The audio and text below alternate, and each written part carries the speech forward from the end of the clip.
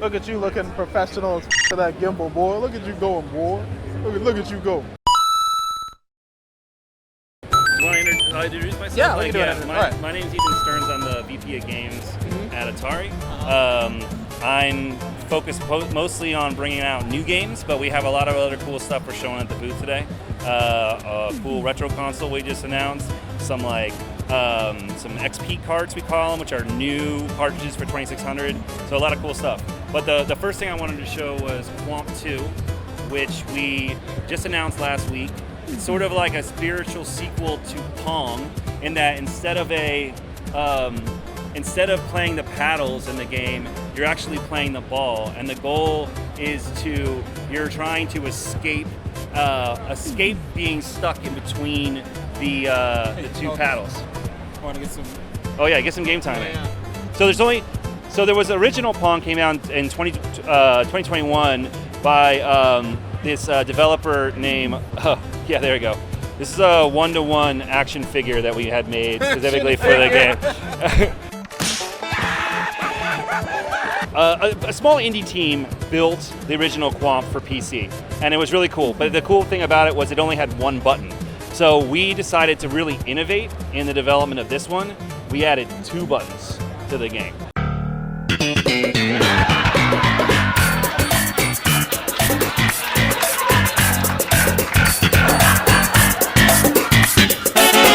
So I think it's your left trigger or your left bumper. There you go. Oh. So you can charge up.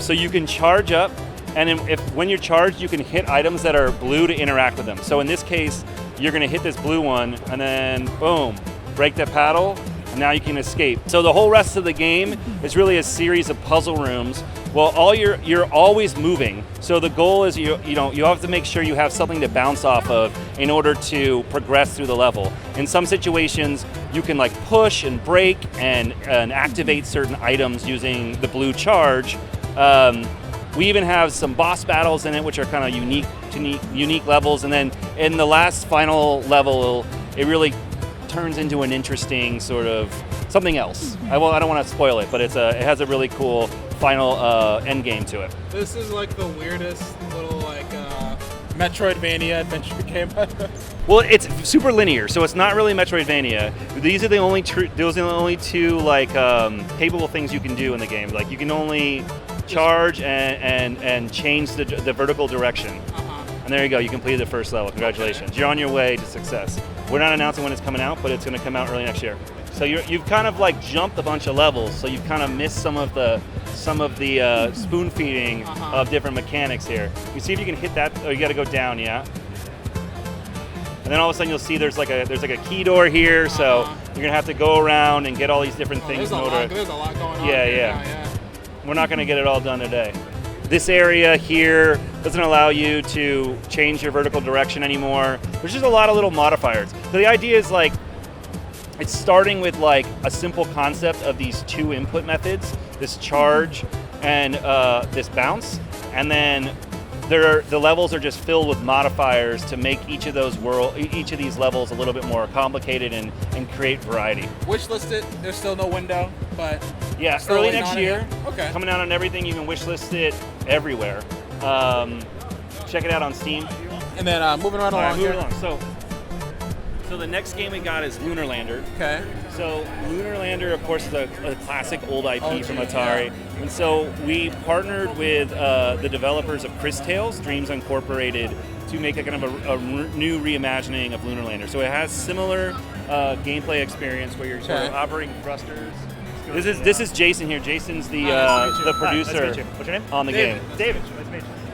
So that's the first level, so it'll give you a quick run through of how it works. You'll have these. They actually got characters involved now. Yeah, so these are the pilots. The pilots are actually randomly generated, and they get random traits. When you're playing the full game, you'll actually, if you go in the hardest difficulty, there's actually permadeath, but in all the other modes, there's not. And they level up, so they'll earn more traits along the way.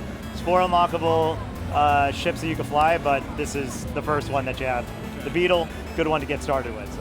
So what's I can't remember, what is the style of game that we always talk about? Oh, it's a gravity flyer. A gravity flyer, yeah. which Basically, the idea is that you have thrusters. You wanna go right so up there. you're trying to maintain control of your ship as you're creating momentum through these thrusters. So it's not like a fast-paced like flying through rings or like shooting down spaceships. It's really like about controlling that ship throughout the level. And Because I remember playing Lunar Lander at arcade cabinets. It was basically land perfectly, or the ship explodes. So Exactly. Well, you don't Okay, want to land okay. there. You want to pick up that ship. Oh, okay. Yeah. So your radar on the top right will show you, any objective you need. If you press the Y button, it'll actually help you stabilize your ship. Oh, Yeah, okay. it will use fuel though, so be mindful of that.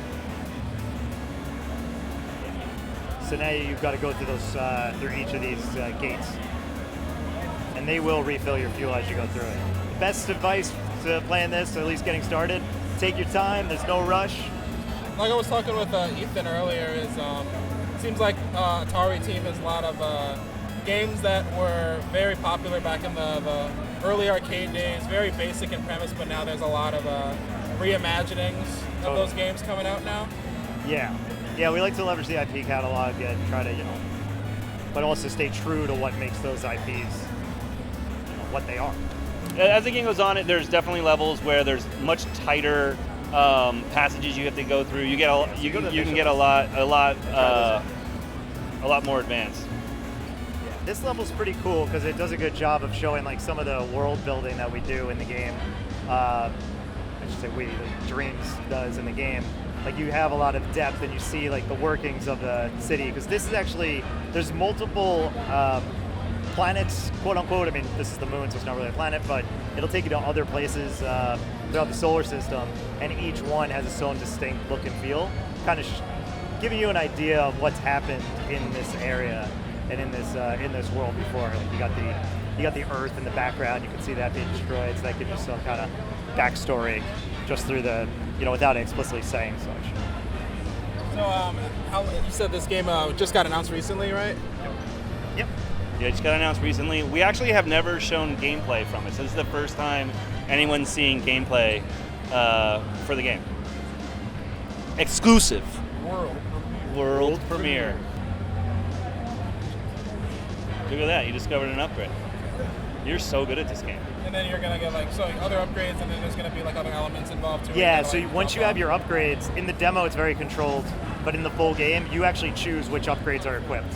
So some of them are more defensive, some of them can help you move faster through the environments, others can actually just give you more fuel or more health and sacrifice of the other, one of fuel, so it's, you kind of have a lot of options as you progress through the game.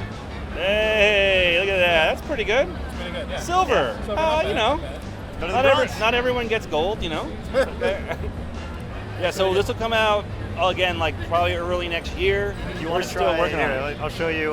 There is one level Okay. with a. So there's if you want to see one other ship and what it's like, and this is another environment. This is from the Venus environment, and it's using the Spider ship. So yeah, and you'll see the drastic difference in feel. Oh my god. Yeah. This one. Yeah, Oh. and there's a boost in case you want to go faster.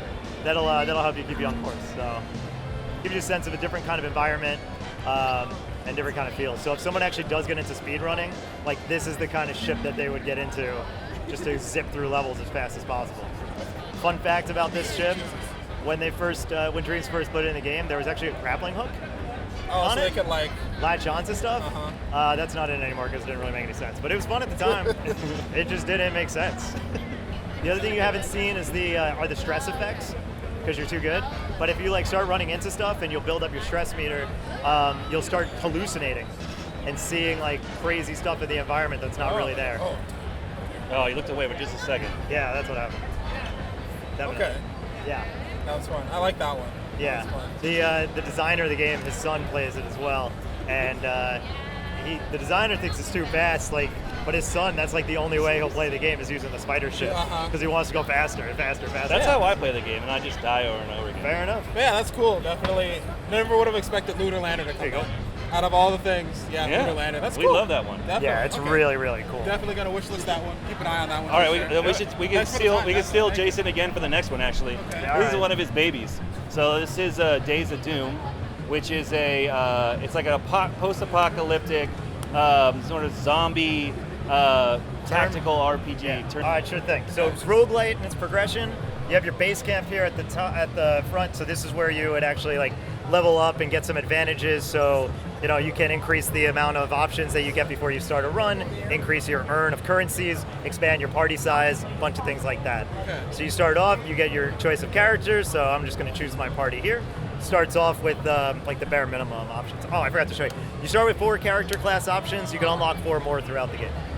You have your goal is basically get through all the maps. You have 6 maps here demonstrated at the top. Big boss at the end of 3 and 6. This being one of the guys at the end of 6. That's Gizzard. He's one of the lizard wizards. It's King and Gizzard. Gizzard the lizard. That's exactly right. You got that. That was good. This one's But yeah, it's not IP Go ahead. related. Yeah. So it's like there was a mobile title that we made called Days of Doom, and it really is kind of an evolution of that idea from that game. Okay. But this is it's a totally new IP. So Gotcha. and although Qomp is sort of spiritually attached to Pong, it also is like a new IP, or we look at it as a new IP. So we try to do both. Like connections to our roots and the IPs from our roots, as well as new games. So we feel like elements of this game that really help set it in the Atari catalog are that, one, it's like kind of easy to pick up and play, but like there's definitely a depth to it, and the later levels can be more complicated, which is something you'll see across a lot of our games, that they're easy to pick up and play and then have a lot of depth. And the other thing about a lot of our games is, even though this is probably one of our more like scary games, most of our games are like anyone can play them, like you, like an older gentleman like myself, like a dad, but also like kids can play the games, or they can play them together. And that doesn't mean that they need to be dumbed down. They can still be like difficult games to play, but they're kind of for everybody. And I think Days of Doom fits in that category really well. It's gonna be on everything. Everything. Okay. All It'll the be a games. Good Switch game. It'll be a all really the good Switch game. absolutely, and it looks awesome on OLED. These graphics, they pop on OLED. I was playing it on the plane, and I could play any game I want on my Switch. And I'm like, I'm gonna do a run of Days of Doom real quick. Okay, Just very pop that nice. open. Yeah, it's but all the games we have on display are on all current consoles and PC. Okay. Awesome. So yeah, it's Days of Doom. You want to move on? So Yeah, we we can can keep kick it the moving tour? over the Thanks, Atari Jason. 50. Sure thing. Thanks, man. Thank you so Thanks for much coming for by. your time. Appreciate it. Appreciate it. So back here we have some cabinets that we do in partnership with Arcade 1UP. Okay. So Arcade 1UP actually has been a great partner of Atari for a while. They license Centipede and Missile Command and like all types of stuff. This is like a collection. It has like over 64 titles on it, and these are currently pre-orderable only on our website. So if people go to Atari.com, they can pre-order these, and we're like giving one away. If you scan a QR code, you can actually, we have one in here, new in box. We're going to give it to somebody. It's not even on the market yet. We're going to give it away to somebody at the end of the show. Okay, I gotta ask you, what's this button do? I don't know, dude. Let's try it out. That we're learning together here. This feels like we're at the arcade. Like, okay, how does There we this go. game work? Exactly. Okay, here I got this button. So you twist that, and I'm going to Okay. fire. Have you ever played Tempest before? No, I've never played. This is Tempest. I feel like this is one of those machines where it's like everyone knows what Pac-Man, everyone knows like Marvel vs. Capcom 2, but you pop one of these in your house, someone's just on here like, okay, what the heck is this game? That's how it is in the arcade, only I'm not losing money. There we go. Exactly. Yes. Have you been to the Jupiter bar here? I haven't. So you guys should go hit it up. Is it like a retro arcade? Yeah, it's like a lot of pinball, but then they have a bunch of other arcade cabinets and stuff. They have like do you ever play Killer Queen? Yes, I They love have Killer Queen. we were playing there the other night, and Uh-huh. like all these people jumped in. I've never played Killer Queen with that many people before. It was so awesome. That's awesome. It's got gold trim. You know, it's got to be gold. Good. It's the best. It's gold. Atari 50. We kind of talked about. This game came out in November. It's a collection of over 100 titles that across 50 years of Atari, including some new games. And even including some new games, and also some games basically got kind of remade a little bit on Yeah. YouTube. So Digital Eclipse did this title, and they're an incredible. They're an incredible developer and focus on the preservation of video games, and they reimagined a couple games that are on here as well. This one's available on PC Everything, like, everything. consoles? It's on everything. Oh yeah, it was Major Havoc, of course. Oh, yeah. Why don't we talk about the 2600 Plus? Yeah, let's do that. Yeah. Since we got here, I'm running an interview. I'm taking over this guy's YouTube channel. So if you want to like, comment, and subscribe, surprise me with a subscription, and hit that bell, right? Hit that notification. Say that Ethan brought you over. Yeah, just tell him Ethan brought you. Subbing for Ethan. Yes. So this is Matt Burnett. He runs our hardware program at Atari, and he knows everything about the new 2600 Plus. Yes, this is the beautiful 2600 Plus. It is a recreation of the 4-switch that came out in 1980. As you can see, it's a very similar form factor to what you have found with the original version. Same metal toggles, same beautiful finish. However, we have updated it with a couple modern things. So it has HDMI output, so you can easily connect it to a large OLED TV. It has USB-C power, and it has a widescreen mode. So you can switch from 4.3 to 16.9 easily. It's a cartridge-based system, just like the original. It's a good switch. Got a nice little click in there.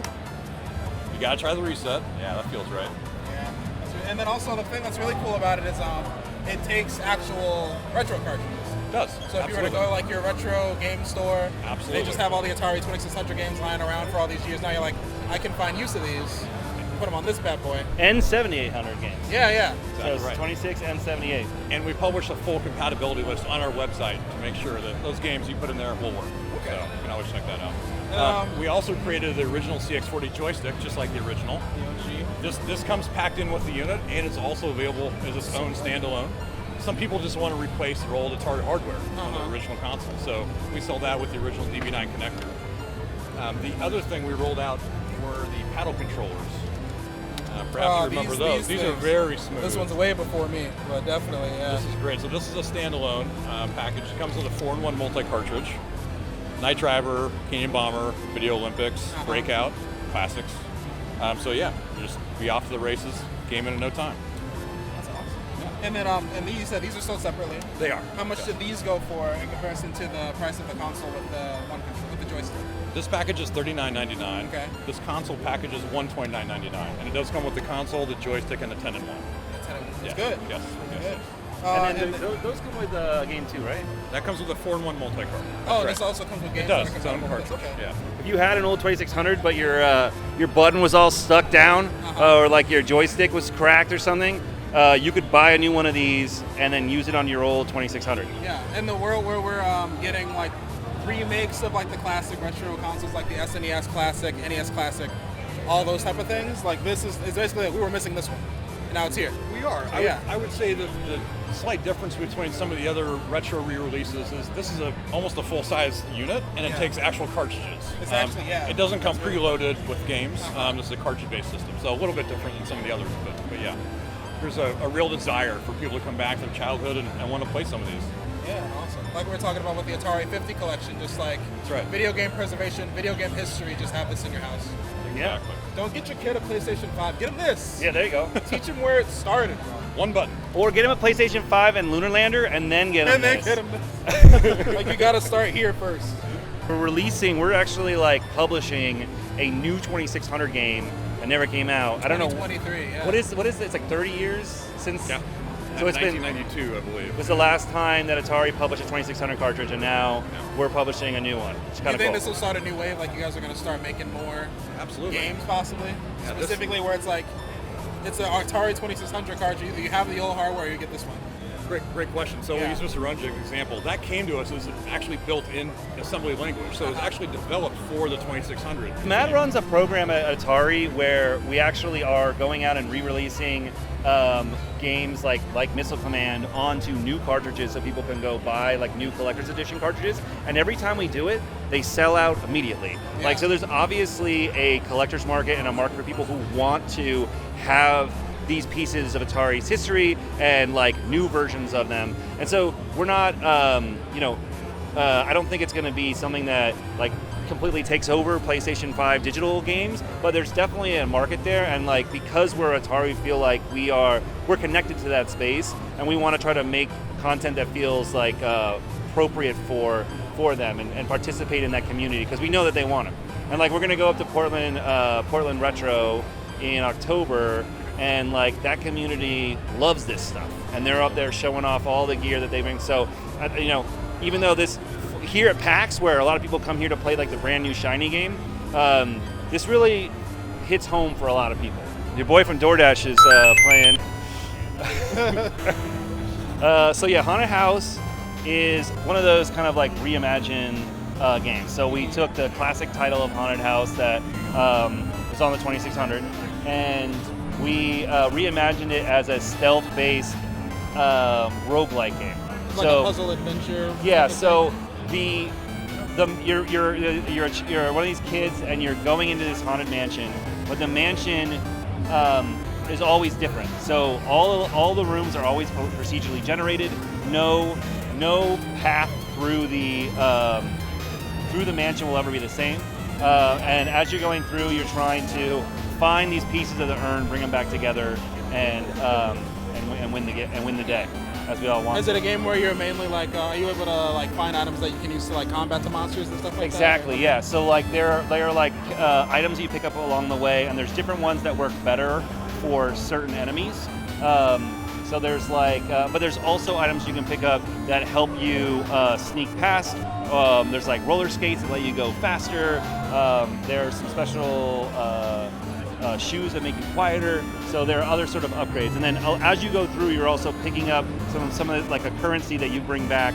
And then in the beginning of each run, you can kind of purchase upgrades for your character. So as you're going through, you can kind of like design the character you think would be you would use to get better to set up further. for your, like, your new run. Okay. Exactly.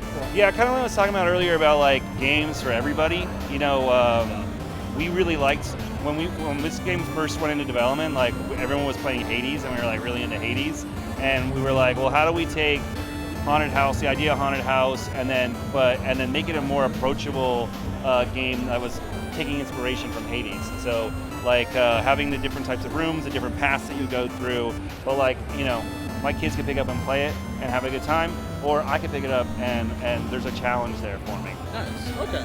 With that, I think we've done a good loop of everything that is offered here at the Atari booth at PAX West. Thanks for coming by and checking us out. Thank you for giving us this awesome tour and taking the helm of showing us around. Yeah, man. Yeah. Like and subscribe. Like and subscribe. Follow us on our Discord, Atari Discord, where we have a really cool community there. We're trying to grow and be more interactive with the gaming community, so join our Discord. And then last thing here, what would you say to any gamer who knows Atari as like the old school type of system, and they hear Atari, they're like, why would I want to play anything Atari's making? I have current gen AAA games. Like, what would you say to those people when they're what do you guys have to offer, like the current games? I think that those who are looking for something outside of like the mainstream, I think the blossoming indie game market, there's a lot of interesting, inspiring games in the indie games market, and I think you've seen like games like Qomp or Mr. Run and Jump. I think we're making those types of games because we love that edge of the industry as well, and then we're also really like leaning back to our roots for those people who maybe like know of Atari from the past, but don't really think about their games. You know, we have things like Atari 50 or the 2600 Plus, where you know you gotta understand your roots. You know, you gotta go back to your roots and understand where it all came from. So we're trying to kind of touch both of those things. Like, let's make some new games that have interesting ideas to push the conversation forward, and then also you know, remind people of where we all came from. Awesome. And with that, I think we're good here. PAX West 2023. We're here at the Atari booth. Thank you so much again, Yeah, Ethan, bud. for your time. We'll see y'all on the next video. Bye-bye.